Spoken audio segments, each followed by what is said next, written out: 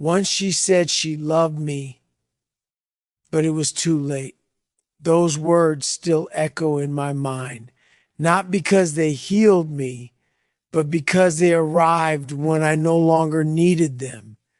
There was a time when I would have given anything to hear them, a time when even a hint of love from her would have been enough to keep me standing. But life has a cruel way of teaching us that timing is everything, and love that arrives late can hurt more than love that never comes at all. The beginning, loving in silence. I met her when my life was simple and my heart was open. She didn't do anything extraordinary, no dramatic entrance, no magical moment. She was just there. And slowly, quietly, she became important.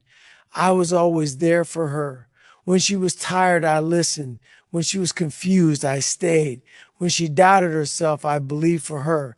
I never asked for much. I never demanded love. I thought patience would prove my worth. I believed loyalty would speak louder than words.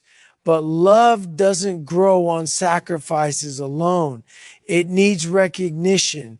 She treated me kindly, but kindness is not love. She leaned on me, but leaning is not choosing.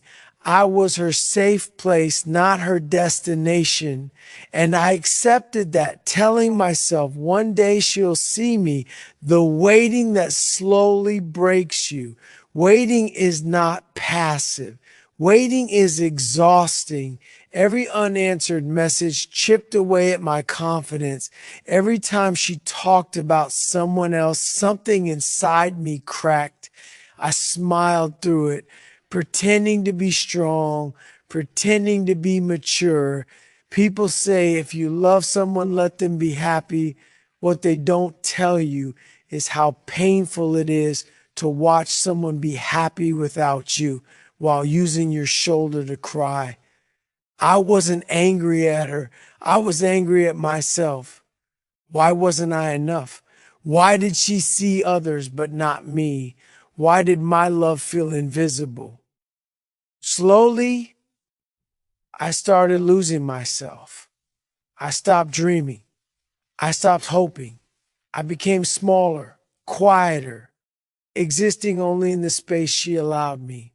The day I chose myself, one day something changed. Not suddenly, not dramatically. I was sitting alone, staring at my phone, waiting for a reply that never came. And for the first time, instead of sadness, I felt tired, deeply tired, tired of explaining my worth, tired of being an option, tired of loving someone who couldn't meet me halfway. That was the day I realized love should not make you beg to be seen. So I stepped back. I stopped initiating conversations. I stopped showing up uninvited. I stopped pouring into someone who never poured back. And do you know what hurt the most? She didn't notice at first. Healing is quiet, not loud.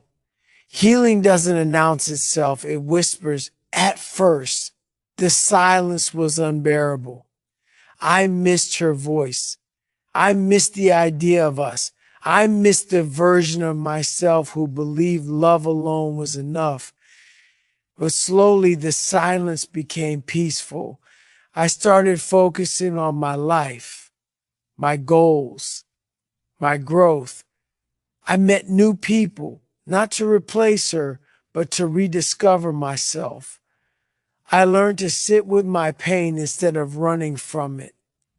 I learned that being alone is better than being emotionally abandoned.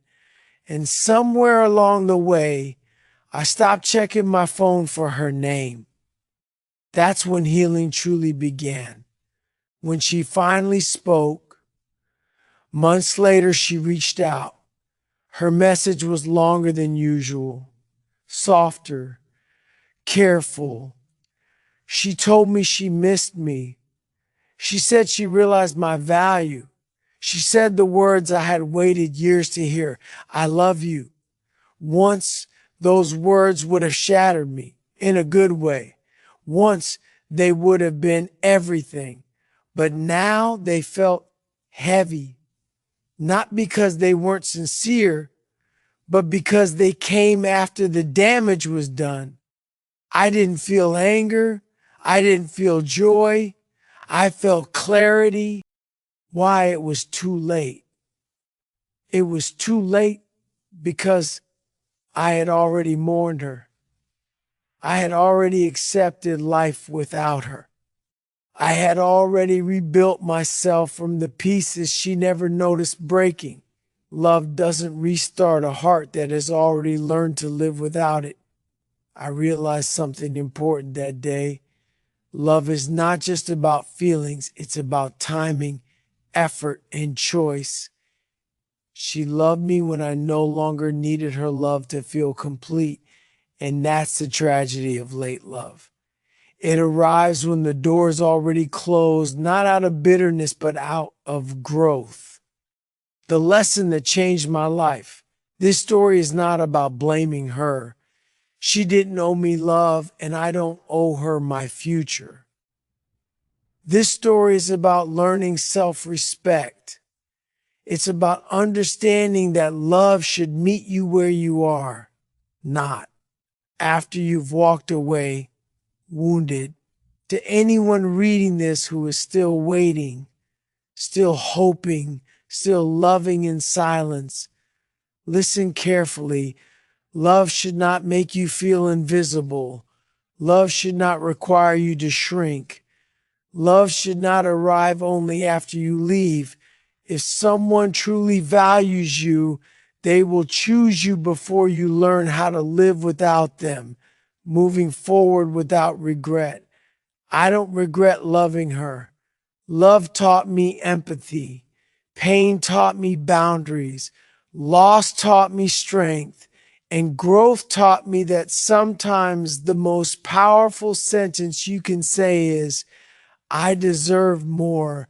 Once she said she loved me, but it was too late. Not because I stopped loving her, but because I finally started loving myself.